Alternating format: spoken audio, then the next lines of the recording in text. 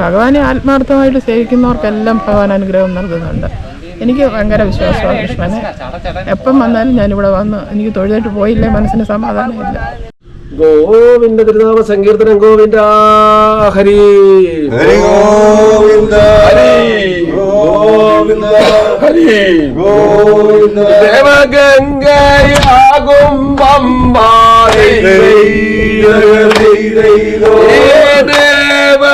ദേവഗംഗയാകും പമ്പ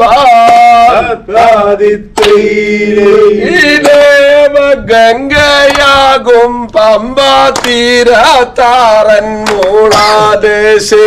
ദേവഗംഗയാകും പമ്പ തീരത്താറൻ മൂളാദേശേ. ദേവഗംഗയാകും പമ്പ തീരത്താറൻ മൂളാദേശേ.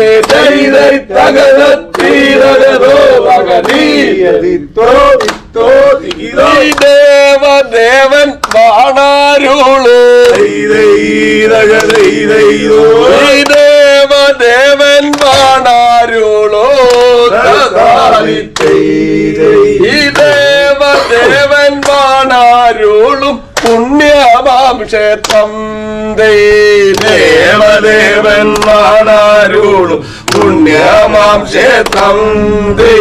ദേവദേവൻ വാണാരുളും പുണ്യമാം ക്ഷേത്രം.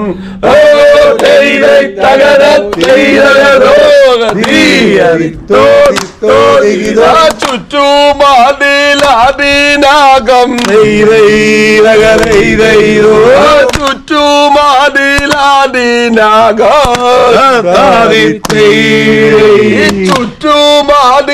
ചുറ്റുമാതിലാതിനാകം ഏറ്റവും വിശാലമാർന്ന. ചുറ്റുമാതിലാതിനാകം ഏറ്റവും വിശാലമാർന്ന. ചുറ്റുമാതിലാതിനാകം ഏറ്റവും വിശാലമാർന്ന.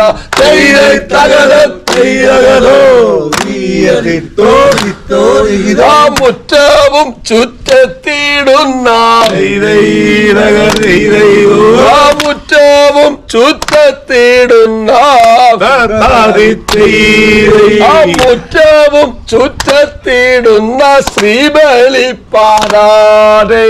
മുറ്റവും ചുറ്റത്തിടുന്ന ശ്രീബലിപ്പാദേ. മുറ്റവും ചുറ്റത്തിടുന്ന ശ്രീബലിപ്പാദ. ഓ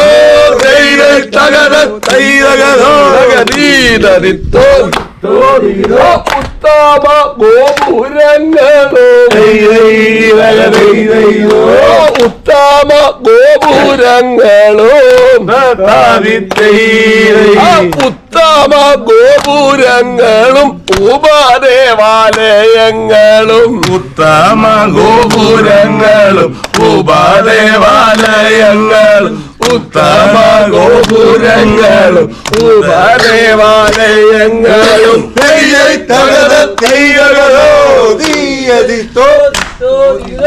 ഉത്തുംഗമാം കൊടിമരം ഉത്തുംഗമാം കൊടിമരം. ഉത്തുംഗമാം കൊടിമരം ആനക്കൊട്ടിലും. ഉത്തുംഗമാം കൊടിമരം ആനക്കൊട്ടിലൂതേ. ഉത്തുംഗമാം കൊടിമരം ആനക്കൊട്ടിലും. ഓ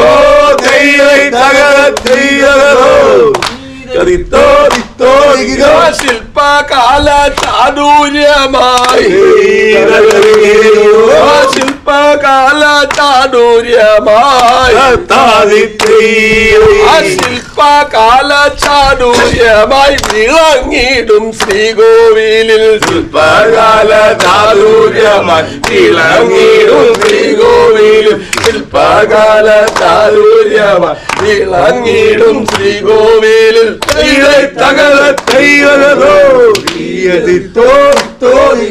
ഉൽപ്പലാക്ഷൻ ജഗന്നാഥൻ ഉൽപ്പലാക്ഷൻ ജഗന്നാഥൻ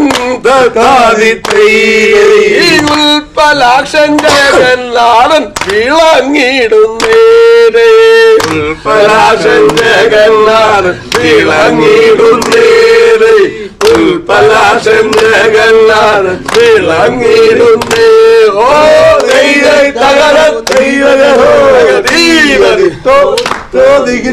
ഗോവിന്ദ തിരുനാമ സങ്കീർത്തനം ഗോവിന്ദ ഹരി ഗോവിന്ദ.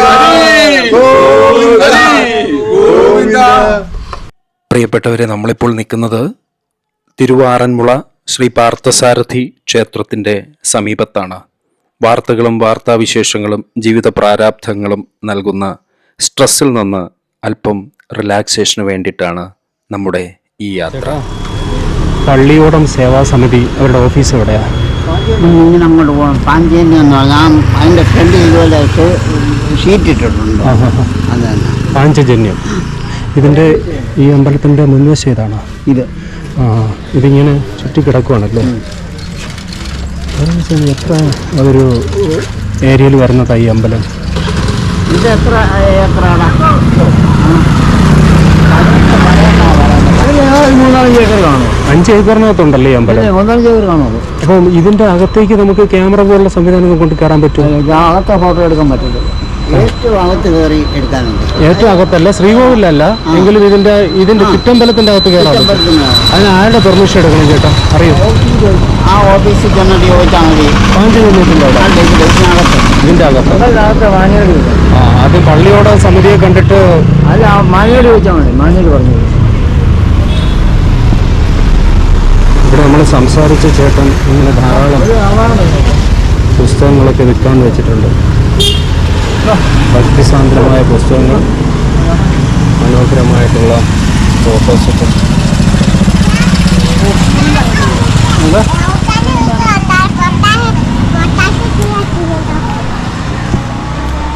വള്ളംകളിയും വള്ളസദ്യയും ആറന്മുള കണ്ണാടിയും സവിശേഷമായിട്ടുള്ള ആചാരങ്ങളുമൊക്കെ കൊണ്ട് ലോകത്തിലേക്ക് കേരളത്തിൻ്റെ ഭാരതത്തിൻ്റെ പ്രശസ്തിയെ കൊണ്ട് എത്തിച്ച ഒരു മഹാത്ഭുതമാണ് ആറന്മുള ശ്രീ പാർത്ഥസാരഥി ക്ഷേത്രം.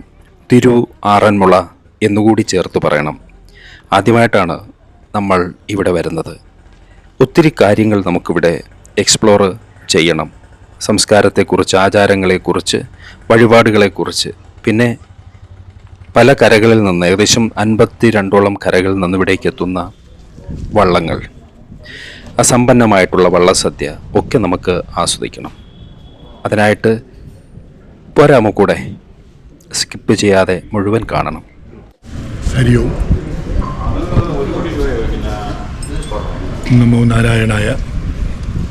ആറന്മുള പാർത്ഥസാരഥി ക്ഷേത്രത്തിലെ ഈ വർഷത്തെ വള്ളസദ്യ വഴിപാട് ജൂലൈ മാസം 13-ാം തീയതി തുടങ്ങി ഒക്ടോബർ മാസം 2-ാം തീയതി വരെ നടക്കുകയാണ്. അതിൽ ഏറ്റവും പ്രധാനമായിട്ടുള്ള അഷ്ടമി രോഹിണി വള്ളസദ്യയും മറ്റും നമ്മുടെ ഉത്രട്ടാതി ജലോത്സവത്തിന് ശേഷമാണ് ഈ പ്രാവശ്യം വരുന്നത്. ഉത്രട്ടാതി ജലമേള, അഷ്ടമി രോഹിണി വള്ളസദ്യ, ഇതെല്ലാം കൂടെ ചേർത്തുകൊണ്ടാണ് വള്ളസദ്യ രൂപപ്പെടുത്തിയിരിക്കുന്നത്. ഭഗവാന്റെ 52 കരയിൽ നിന്നുള്ള പള്ളിയോടങ്ങൾ ഈ ജലമേളയ്ക്കും അഷ്ടമി രോഹിണിക്കും വള്ളസദ്യകൾക്കും പങ്കെടുക്കും. ഭക്തന്മാർ അഭീഷ്ട സിദ്ധിക്കായി തിരുവാറന്മുളയപ്പന് വഴിപാട് നേരുന്നതാണ് വള്ളസദ്യ. അത് ഭക്തൻ ഒരു കരയ്ക്കാണ് വള്ളസദ്യ നൽകുന്നത്. അപ്പോൾ തിരുവാറന്മുള വന്ന് ഭഗവാന്റെ മുമ്പിൽ വഴിപാട് നേർന്ന ഭക്തൻ ഈ 52 കരകളും ഭഗവാന് തുല്യമാണ്. ആ 52 കരയിൽ ഏതെങ്കിലും ഒരു കരയ്ക്ക് വള്ളസദ്യ നൽകുകയും ആ വള്ളസദ്യ ദിവസം രാവിലെ ഇവിടെ വന്ന് ഭഗവാനെ വണങ്ങി കൊടിമരച്ചോട്ടിൽ പറ സമർപ്പിച്ച് അതിനുശേഷം പള്ളിയോടത്തിൻ്റെ കരയിൽ ചെന്ന് പള്ളിയോടെ കരയിൽ ചെന്ന് അവിടുന്ന് പള്ളിയോടക്കളെ വെറ്റപുയില കൊടുത്ത് നമ്മുടെ കടവിലേക്ക് യാത്രയാക്കുകയും അതിനുശേഷം അവർ തിരിച്ച് അമ്പലത്തിൽ വന്ന് മധുക്കടവിൽ, അതായത് ക്ഷേത്രക്കടവിൽ ചെന്ന് ഈ വരുന്ന പള്ളിയോടത്തിനെ വാദ്യമേളങ്ങളുടെയും താലപ്പൊലിയുടെയും എല്ലാം അകമ്പടിയോടെ സ്വീകരിച്ച് കൊടിമരച്ചോട്ടിൽ കൊണ്ടുവന്ന് ആ പള്ളിയോടക്കരക്കാർ പാട്ടുപാടി ഭഗവാനെ സ്തുതിച്ച് ക്ഷേത്രത്തിന് വലം വെച്ച് അവർക്കായി ഒരുക്കിയിട്ടുള്ള സദ്യപന്തലിൽ കയറി സദ്യ കഴിച്ച്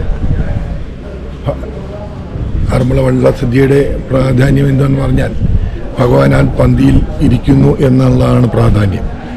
ആയതിനാൽ ഈ പള്ളിയോടത്തിൽ വരുന്ന തുഴച്ചിൽക്കാർ അല്ലെങ്കിൽ കരയിലെ ആൾക്കാർ പാടി ചോദിക്കുന്ന എന്ത് വിഭവവും നൽകാൻ തയ്യാറായിട്ടാണ് ഒരു ഭക്തൻ സദ്യ നടത്താമെന്ന് ഏൽക്കുന്നത്.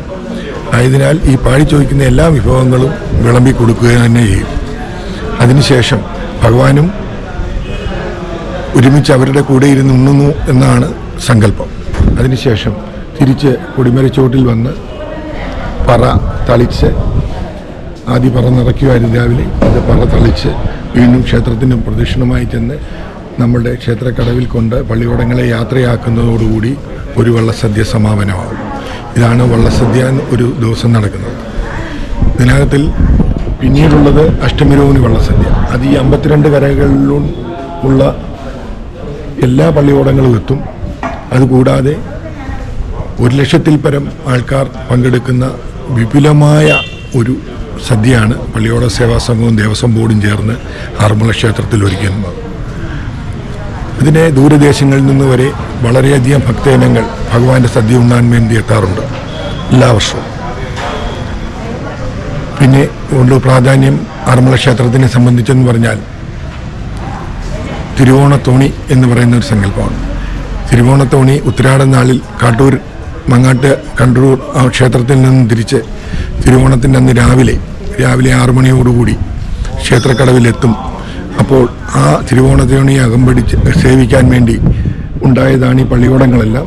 ആ പള്ളിയോടങ്ങളെല്ലാം തന്നെ ഈ തിരുവോണത്തോണിയെ അകമ്പടി സേവിച്ച് ഇവിടെ വരികയും ഭഗവാന്റെ കൂടെ സദ്യ കഴിക്കുന്നു എന്നുള്ള സങ്കല്പത്തിലാണ് വരുന്നത്.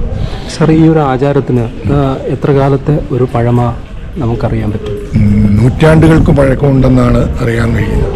ഈ ഇവിടേക്ക് വന്ന ഒരു ഉണ്ണിയുണ്ടല്ലോ ആദ്യമായിട്ട്, അതായത് 6 മുള കെട്ടിയ ഒരു ചങ്ങാടത്തിൽ നദി കടന്നു വന്ന നമ്മുടെ ഒരു സങ്കല്പം അനുസരിച്ച് നിലയ്ക്കൽ നാരായണപുരത്തു നിന്ന് ഭഗവാൻ 6 മുളയിൽ കയറി ആറ്റിലൂടെ പമ്പാ നദിയിലൂടെ സഞ്ചരിച്ച് ആറന്മുളയിലെത്തി എന്നാണ് സങ്കല്പം. സാർ, നമുക്ക് വിളക്കുമാടത്തിലാണ് ആദ്യം പോയി ഇരുന്നതെന്നും ഒരു വിളക്ക് കണ്ട സ്ഥലത്ത് ഭഗവാൻ അവിടെ കയറി ഭഗവാനെ അവിടെ ആദ്യം നിൽക്കുകയും പിന്നീടാണ് ആറന്മുളയിലോട്ട് വന്നത്. വിളക്കുമാടം കൊട്ടാരത്തിലാണ് ആദ്യം ചെന്നത്. വിളക്കുമാടം കൊട്ടാരം എന്ന് പറയുന്നത് ഇടയാറന്മുള. അതിനുശേഷമാണ് ഇവിടുന്ന് 2 കിലോമീറ്റർ ഉള്ളൂ. അതും ഈ പമ്പാ നദിക്കര തന്നെയാണ്. അതെ തന്നെ. അവിടുന്നാണ് പിന്നെ നമ്മൾ ഭഗവാൻ ഇങ്ങോട്ട് വന്ന് പ്രതിഷ്ഠയും കാര്യങ്ങളൊക്കെ നടത്തി. അതിന് നൂറ്റാണ്ടുകൾക്ക് പഴക്കമുണ്ട്. അർജുനനാൽ പ്രതിഷ്ഠിതമാണെന്നാണ് സങ്കല്പം പറയുന്നത്. പാർത്ഥസാരഥി ആയിട്ട് ഇരിക്കുന്ന കൃഷ്ണനെയാണ് നമുക്കിവിടെ സുന്ദര കോമള കൃഷ്ണൻ ആണ്. സുന്ദരമൂർത്തിയാണ്, വളരെ സുന്ദരമൂർത്തിയാണ്. ഇവിടെ പൊതുവേ ഇവിടെ നമുക്ക് ജ്യേഷ്ഠൻ ബലരാമനുണ്ട്, ശാസ്താവുണ്ട്, വിശ്വക്സേനുണ്ട്, യക്ഷ്യമ്മയുണ്ട്, ദേവിനടയുണ്ട്, നാഗരക്ഷനുണ്ട്, ഗണപതിയുണ്ട്, എല്ലാം. ഈ വിഗ്രഹത്തിന് നമ്മുടെ പത്മനാഭസ്വാമി ക്ഷേത്രത്തിലേതുപോലെ എന്തെങ്കിലും ഒരു പ്രാധാന്യം ഉണ്ടോ? ബിംബത്തിന് പ്രാധാന്യം? ബിംബത്തിന് ഇല്ല, ശില തന്നെയാണ്. ഏതായാലും ഈ ഇവിടെ ഉള്ള കൃഷ്ണശിലകളിൽ വലിപ്പമേറിയ ഒരു ഇതാണ് ഈ ചതുർബാഹുവാണ്. അതുകൂടാതെ 5 അടിയോളം ഹൈറ്റുള്ള ഒരു ഐശ്വര്യമാണ്. ഞാൻ കണ്ടു തെളിവ് ആദ്യമായിട്ടാണ്. ഇവിടെ ഭഗവാനെ സുന്ദര കോമളകൃഷ്ണനെ ഭഗവാനെ എന്നും അണിയിച്ചൊരിക്കണം. പുള്ളി വളരെ എന്താണ് പറയുന്നത്, ആ യൗവന കാലത്തെ ഇത് വെച്ചിട്ടാണ് നമ്മുടെ പ്രതിഷ്ഠ. പക്ഷെ നമ്മളൊന്ന് കണ്ടത് അണിയിച്ചൊരുക്കാതെയാണെങ്കിലും അതിൻ്റെ ഒരു ഐശ്വര്യം എന്ന് പറയുന്നത് വളരെ തേജസ്വിയായ കൃഷ്ണനെയാണ്. ഭയങ്കര സൗന്ദര്യ രൂപി തന്നെയാണ്, അന്നദാന പ്രഭുവാണ്. അങ്ങനെയല്ല, ഇതും കൂടെ ചേർന്നതാണ് ആറന്മുള ക്ഷേത്രം. ശരിക്കും പറഞ്ഞു കഴിഞ്ഞാൽ തമിഴ്നാട്ടിലെ അല്ലെങ്കിൽ പല്ലവ പാണ്ഡവ ശൈലിയിലുള്ള ഒരു മുഖത്തിൻ്റെ ഒരിതാണ് കടഞ്ഞെടുത്ത ശില്പ മാതൃക എനിക്ക് തോന്നിയത്. നമുക്ക് ഓരോരുത്തരെയും ഭഗവാനെ മനസ്സിൽ വെച്ച് ആരാധിക്കുന്നതനുസരിച്ച് അവരവരുടെ സങ്കല്പത്തിനനുസരിച്ച് ഭഗവാനെ തോന്നാം. അതല്ലാതെ പിന്നെ ഒന്നുകൂടി ഞാൻ ചോദിക്കുന്നത് നമ്മുടെ കാണുന്ന ഭക്തർക്ക് വേണ്ടിയിട്ടാണ്. ആറന്മുള കണ്ണാടിയുമായി അമ്പലത്തിന് എന്തെങ്കിലും ബന്ധമുണ്ടോ? ആറന്മുള കണ്ണാടിയുമായിട്ട് ബന്ധമുണ്ടോ എന്ന് ചോദിച്ചാൽ യഥാർത്ഥത്തെ ഇതിൻ്റെ തച്ചുശാസ്ത്രപ്രകാരമുള്ളവർ തമിഴ്നാട്ടിൽ നിന്ന് കൊണ്ടുവന്ന ആ സമുദായത്തിൽപ്പെട്ട ആൾക്കാരാണ് ഈ അമ്പലത്തിൻ്റെ സൈഡിലെല്ലാം താമസിക്കുന്നത്. അന്ന് ഈ ക്ഷേത്രത്തിൻ്റെ പണിയുമായിട്ട് ബന്ധപ്പെട്ട് കൊണ്ടുവന്നാണ് അവർ. ഇവിടെ ഏതെങ്കിലും രീതിയിലുള്ള ഗുരു പിതൃസങ്കല്പങ്ങളുണ്ടോ? ഈ വെറ്റിലയും മുറുക്കാനുമായിട്ടൊക്കെ പുകയിൽ ഇതൊക്കെ കൊണ്ടിങ്ങനെ പുകയില നമ്മളത് ഭഗവാന് വെറ്റാപ്പാക്ക പുകയില സമർപ്പണം എന്നേ ഉള്ളൂ. പിന്നെ ഇവിടെ നമുക്ക് 4 മലകളുണ്ട്. ആ മലകളുടെ ഒരു സങ്കല്പമുണ്ട്. അതാണ് ഒരു പൂർവിക ആരാധനയുടെ ഒരു ഭാഗമായിട്ട് തന്നെ ഉള്ളൂ. അതല്ലേ വെച്ചേക്കുന്ന ആറന്മുള കണ്ണാടി എന്ന് ഉദ്ദേശിക്കുന്നത്? അത് ആറന്മുള കണ്ണാടിയല്ല, അത് വാൽക്കണ്ണാടിയാണ്. ആറന്മുള കണ്ണാടി വേറെയുണ്ട്. ശരി.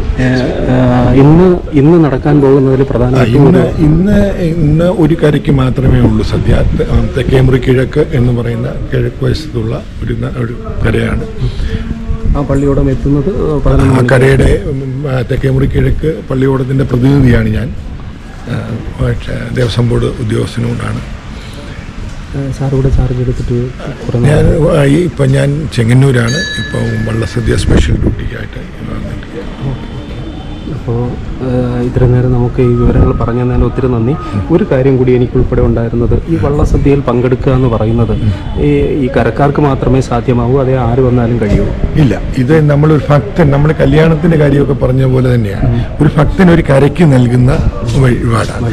അപ്പോൾ ആ വഴിപാട് അവർ വിളിക്കുന്ന ക്ഷണിക്കപ്പെട്ട അതിഥികൾക്ക് മാത്രം കൊടുക്കുന്നതാണ്.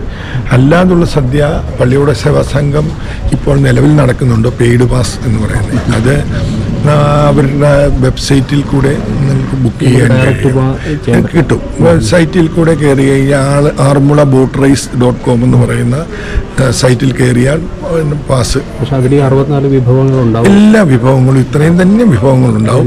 വള്ളസദ്യ എന്ന് പറയാൻ പറ്റില്ല, സദ്യ വള്ളം കൂടെ പേർന്നാലേ വള്ളസദ്യ ആവത്തുള്ളൂ. പെയ്ഡ് പാസ് സദ്യ. പക്ഷേ ഈ വിഭവങ്ങളെല്ലാം ഇത് തന്നെ കാണും. അത് പാഞ്ചജന്യ ഓഡിറ്റോറിയത്തിലാണ് നടത്തുന്നത്. നമ്മളോട് ഇത്ര നേരം സംസാരിച്ച സാറിനും ഇത് വീഡിയോ എടുത്ത എനിക്കും ഈ വീഡിയോസ് കാണുന്ന പ്രേക്ഷകർക്ക് എല്ലാവർക്കും ഭഗവാൻ നിറഞ്ഞ് അനുഗ്രഹങ്ങൾ വർഷിക്കട്ടെ അല്ലേ? നല്ലൊരു ദിവസവും ഒന്ന് കറങ്ങി കാണാം.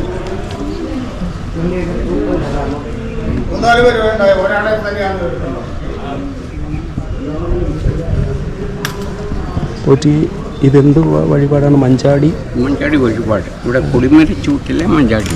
കൊടിമരച്ചൂട്ടിൽ മഞ്ചാടി. ഇത് രോഗശാന്തിക്കും കുഞ്ഞുങ്ങളുടെ ആരോഗ്യത്തിനും അവരുടെ എല്ലാ കാര്യങ്ങളും നമ്മുടെ വീടിൻ്റെ ഐശ്വര്യത്തിനാണ് പ്രധാനം. പിന്നെ സ്ത്രീജനങ്ങൾ തലമുടി വളരാനെന്നും പറഞ്ഞ് മേടിച്ചിടും. ഇത് പണ്ട് കാലം മുതലുള്ള ഒരു വഴിപാടാണ്. ഇതിന് എന്താ പറയുക? ഇത് മഞ്ചാടി തന്നെ. പക്ഷേ ഒരു കിണ്ണത്തിലെടുക്കുന്ന 50-30 കൊടുക്കും. 100 രൂപയ്ക്ക് വേണ്ടവർക്ക് 100 രൂപയ്ക്ക് കൊടുക്കും. മഞ്ചാടി മാത്രമല്ല, ഒപ്പം പുന്നിക്കുരു ഉണ്ട്. ഇതെന്താണ് ഈ തവിട്ട് നിറത്തിലുള്ളത്? അത് ഒരു കൂട്ടിലൂടെ കൊണ്ടിട്ടതാണ്. അവരുടെ വീട്ടിലുണ്ടായത് വേറിട്ട ഒരു നിറം. അതിനെടുത്ത് വെച്ചിരിക്കുക. അതാദ്യമായിട്ടാണ് ഇത് കിട്ടുന്നത്. ഞാനിപ്പോൾ ഒരു 6-7 വർഷമായിട്ട് ഇവിടെ ലേലം, ഒരു വർഷത്തേക്ക് ലേലം. ശരി, ഇങ്ങനെയല്ലേ നമ്മൾ വലം വെച്ച് വരേണ്ട? പ്രദക്ഷിണം. അതെ, പ്രദക്ഷിണം. അപ്പോൾ ചുറ്റിക്കറങ്ങി അമ്പലത്തിൽ വന്നു കഴിഞ്ഞാൽ നമ്മൾ 18ാം പടി കയറി കഴിഞ്ഞാൽ ഭഗവാന്റെ ദേവശരീരമെന്ന പൊതുവെ പറയുന്നത്. അപ്പോൾ നമ്മൾ കയറി വന്ന് പ്രദക്ഷിണ വഴി ഉപദേവന്മാരുണ്ട്, അവരെല്ലാം വണങ്ങിയിട്ട് വേണം ഈ ഇടത്ത് സൈഡിൽ കൂടെ കയറി വലം വെച്ച് വലത്ത് സൈഡിൽ ഇറങ്ങണം. അങ്ങനെയൊക്കെ ഇവിടുത്തെ ഒരു ആചാരം. പിന്നെ വരുന്നവരവരുടെ സൗകര്യം കയറി. പിന്നെ ഷർട്ടും ബനിയനും പുരുഷന്മാർ കൂടണം. സ്ത്രീകളുടെ തലമുടിയൊക്കെ കെട്ടിക്കൊണ്ടേ കയറാമെന്ന. ശരിക്കും പണ്ട് കാലത്ത് നല്ല സ്ട്രിക്റ്റ് ആയിരുന്നല്ലേ? ഇതൊക്കെ ആളുകൾ വരുത്തുന്ന. ഇന്നത്തെ കാലത്ത് ഇതൊന്നും നമ്മൾ പറയാനൊക്കെ അല്ല. ബോർഡ് തന്നെ ഉണ്ടല്ലോ. ബോർഡൊക്കെ ആയിട്ട് കുറച്ച് ഏറെക്കാലമാണ്. ഞങ്ങളുടെയൊക്കെ മുന്നേ ജനനത്തിന് മുമ്പ് ബോർഡായത്. അപ്പോൾ അതിന് മുമ്പ് നേരത്തെ ഇവിടുത്തെ അവകാശികളായിരുന്നു ഈ ക്ഷേത്ര ഭരണമായിരുന്നു. അത് ക്രൈസ്താനികളായിരുന്നു. ഇവിടെ 3 ഇല്ലമാണ് പ്രധാനം. ആ 3 ഇല്ലക്കാരാണ് ഇവിടുത്തെ എല്ലാം നടത്തിക്കൊണ്ടിരുന്നത് അന്നത്തെ കാലത്ത്. എത്ര കാലം ആ ഉണ്ണിക്ക് ദർശനം കൊടുത്ത ഒരു നമ്പൂതിരി ഇല്ല ഉണ്ടല്ലോ, അതാ കട്ടൂര് പണിത് മുമ്പേ പുള്ളിക്കാരൻ പറഞ്ഞത്. അതിൻ്റെ ഇതായിട്ടാണ് പിന്നെ തോണി വരവ്. അത് ഭഗവാനുള്ള വിഭവങ്ങളുമായിട്ട് വരിക. അപ്പോൾ കാട്ടൂരില്ലം എന്ന് പറയുന്ന കാട്ടൂര് പണ്ട് ബ്രാഹ്മണ ഇല്ലമായിരുന്നു. അതാണ്, അത് ഇടയാറന്മുളയാണോ? അല്ലല്ല, ഇടയാറന്മുള ഭഗവാൻ ആദ്യമായിട്ട് വന്നിടം. അതെ അതെ, ആറന്മുള ചെങ്ങടത്തേക്ക് വന്നെന്നാ പറയുന്നത്. നിലയ്ക്കെന്നാ ഇവർ രണ്ടുപേരും കൂടെ വന്നെന്നാ.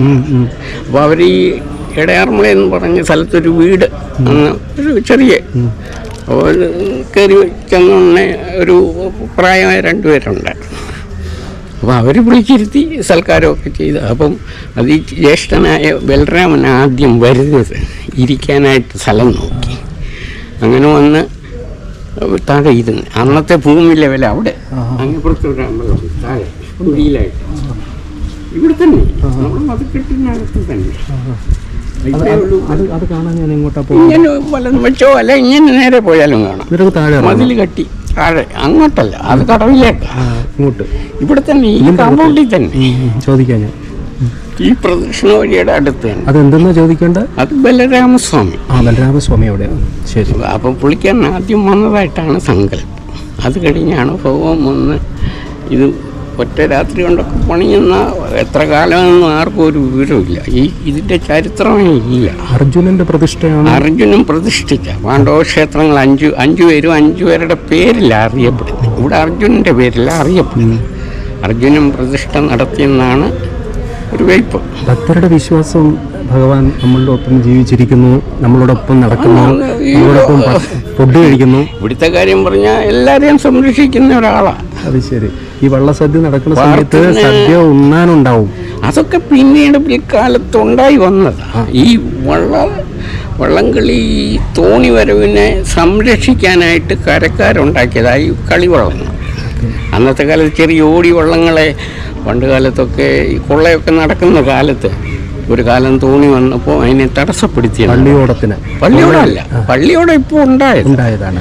അപ്പോൾ തോണി വന്നപ്പോൾ തോണിയിൽ ഈ വിഭവങ്ങളുമായിട്ടല്ലേ വരുന്നത്. അന്ന് കൊള്ളയടിക്കാനായിട്ട് ഒരു ഭാഗം പിന്നെ തടഞ്ഞു നിർത്തിയെന്ന് പറയാം.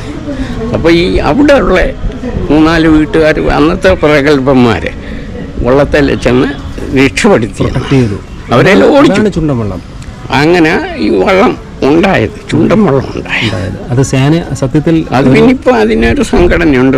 ഇത് പള്ളിയോട സേവാ സംഘമാണ്, അവരതിൻ്റെ ചുമതല. അപ്പോൾ ഇപ്പം പണ്ട് എൻ്റെയൊക്കെ ചെറുപ്പത്തിൽ 28 വള്ളമേ ഉള്ളൂ. ഇപ്പോഴോ? ഇപ്പോൾ 52 കരയാണ്, 52 വള്ളമുണ്ട്. ഓക്കെ. അപ്പോൾ ഇത് എത്ര ദിവസമാണ് നമുക്കിപ്പോൾ? ഇതിപ്പോൾ ഒക്ടോബർ 2 വരെ ഉണ്ട്. 80 ദിവസം. 80 ദിവസമാണ് തുടങ്ങിയത്. ഈ മെനിഞ്ഞാണ് 7 എണ്ണം ഉണ്ടായിരുന്നു. ഇന്നലെ 4 ഉണ്ട്, ഇന്ന് 1 ഉള്ളൂ. ചിലപ്പോൾ നാളെ 2 എണ്ണം. ചിലപ്പോൾ ഇടയ്ക്ക് ഇല്ലാണ്ടും വരും. തുടർച്ചയായിട്ട് ഈ ഒക്ടോബർ 2 വരെയാണ് വള്ളസദ്യ. അതിനിടയ്ക്ക് നമ്മുടെ തിരുവോണത്തിനും ഒന്നും വള്ളസദ്യയില്ല, ഉത്രട്ടാതിക്ക്. അപ്പോൾ എനിക്ക് ഈ മഞ്ചാടി തരണം. പിന്നെ ഞാനത് ഭഗവാന് സമർപ്പിക്കട്ടെ. ആയിക്കോട്ടെ. നമ്മളത് അങ്ങോട്ട് അതിലോട്ട് ഭഗവാനെ സങ്കല്പിച്ച് നമ്മുടെ എല്ലാ ദുരിതങ്ങൾക്കും ഉള്ള തരാമേ.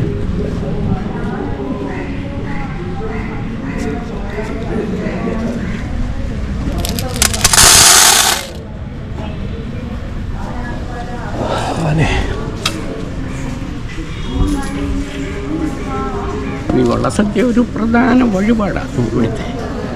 അഭീഷ്ടകാര്യസിദ്ധിക്കെന്നും പറഞ്ഞാണ് നടത്തുന്നത്. പണ്ട് കാലത്തെ കൊണ്ട് ഇപ്പം പിന്നെ ഒത്തിരി വിഭവങ്ങളൊക്കെ ആയി. പണ്ട് കൈ നിറച്ചോരോന്ന് കൊടുക്കണമെന്നാണ്, ചോദിക്കാതെ തന്നെ ഇല വിളമ്പണമെന്നാണ്.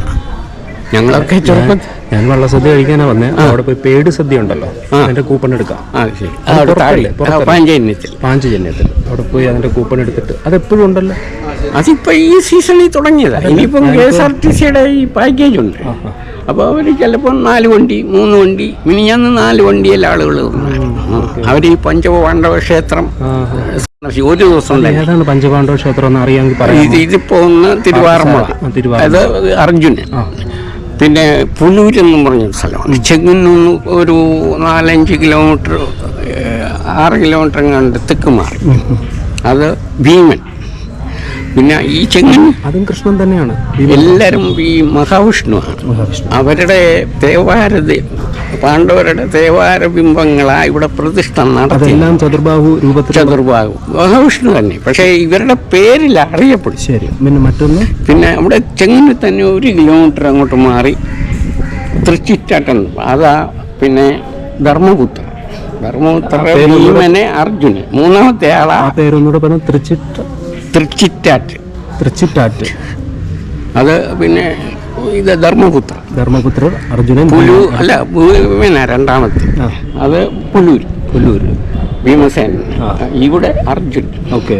അവരുടെ നാമധേയം. പിന്നെ തിരുവമ്മണ്ടൂര്, പിന്നെ തൃക്കുടിത്താനം. തിരുവമണ്ടൂർ ആരുടെ? നകുലൻ. മറ്റേ സഹദേവൻ. അവരുടെ 5 പേരില്ല ഈ 5 ക്ഷേത്രം.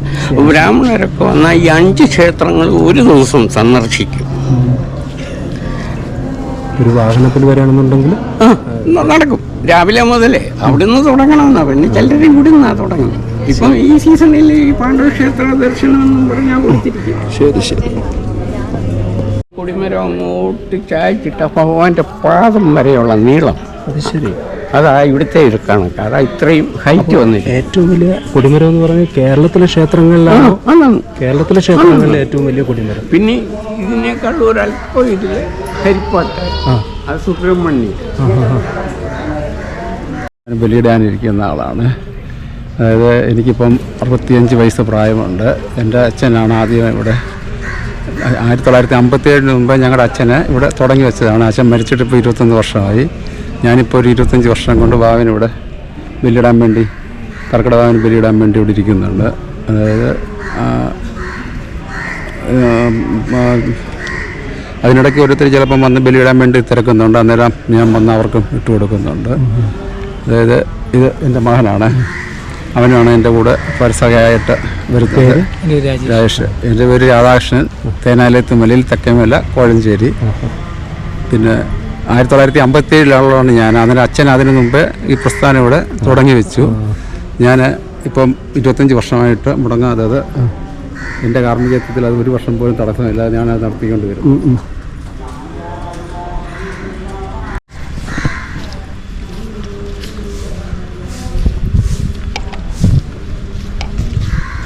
ഇത് ഈ അമ്പലം എത്ര ഏക്കറിലാണ് ഉള്ളത് അറിയോ? അതെനിക്കറിയില്ല. അറിയില്ല. ഇവിടെ വെച്ചാണ് വള്ളസദ്യ നടക്കുന്നത്. ഇവിടെ ഓരോരുത്തർ ഇപ്പോൾ ഇവിടെ തന്നെ അവിടെ മുതൽ ഓരോ ഓരോന്നും ഇരട്ടി അടച്ചിട്ടുണ്ട്. ഓക്കെ. ഇത് ഒരെണ്ണം, അത് ഇപ്പുറത്തെ ഇങ്ങനെ ഒരു 5-6 എണ്ണം ഇവിടെ തന്നെ ഉണ്ട്. പിന്നെ ഇതിൽ പുറകിലുണ്ട്. ഞാനൊന്ന് നോക്കിയിട്ട് വരട്ടെ.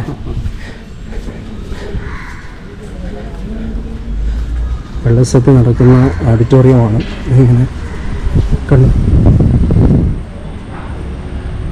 ഇവിടെ ഇരുന്നാണ് സമൃദ്ധമായ വള്ളസദ്യ ഉണ്ണുന്നത്.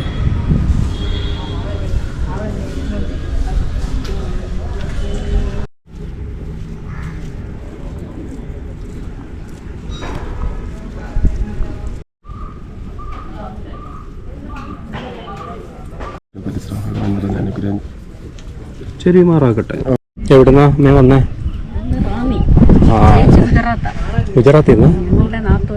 അത് ശരി. മലയാളം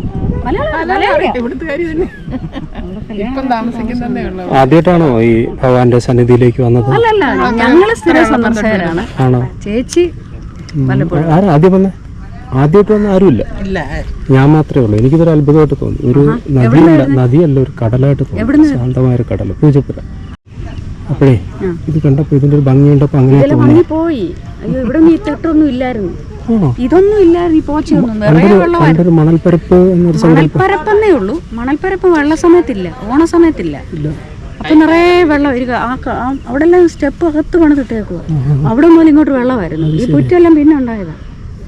വർഷങ്ങൾ ഇത് നീക്കുമായിരുന്നു. ഈ നിങ്ങൾ ഇറങ്ങി നിൽക്കുന്ന കണ്ടപ്പോ ഞാൻ മേളിൽ നിന്ന് കാണുമ്പോൾ എനിക്കൊരു പേടി തോന്നി. പക്ഷെ ഇവിടെ വന്ന് നമുക്ക് ഇറങ്ങാൻ തന്നത്തില്ല. അതെ അതെ. മേളിൽ നോക്കുമ്പോഴേ നിങ്ങൾ ഇങ്ങനെ ഇറങ്ങി പോകുന്നുണ്ടപ്പോ ഞാൻ അവിടെ ചോദിച്ചായിരുന്നു. ആൾക്കാർ ഇറങ്ങുന്നില്ല. ഇവിടെ വന്ന വെള്ളം അടുത്തിട്ട് ഇവിടെ ആൾക്കാർ വെള്ളത്തിൽ നിന്ന് ഇറങ്ങുന്നത് അതൊന്നും കണ്ടിട്ടില്ലല്ലേ? ഇല്ല, ഞാൻ കാണാൻ വേണ്ടി വെയിറ്റ് ചെയ്യാണ്. 1 മണിക്ക് 1 hour വരും, കാണാൻ വേണ്ടി വരാം. അതൊരു ഭയങ്കര സംഭവം. ഇതിനകത്ത് കയറുന്നതും സ്വീകരണവും ഒക്കെ വെള്ളമാണ്. ഞങ്ങൾ പുല്ലുപ്പുറം എന്ന് പറയും. ഞങ്ങളുടെ കരയിലും വെള്ളമുണ്ട്. അത് 27-ന് നീരണിയും. അതൊരു വലിയ ചടങ്ങായിട്ടാണ് നടത്തുന്നത്, നീരണിയലെന്ന്. പുതിയ വള്ളങ്ങളല്ലേ നീരണിയ? അല്ലല്ല, ഓരോ വർഷവും കയറ്റി വെച്ചാൽ പിന്നെ നീരണിയലിന്റെ ഡേറ്റ് നോക്കും. സമയം കുറിച്ചാണ് വെള്ളം ഇറക്കും. ഈ 30-ന് ഞങ്ങൾക്ക് വള്ളസദ്യ ഉണ്ട്. ഈ 30-നാണ്.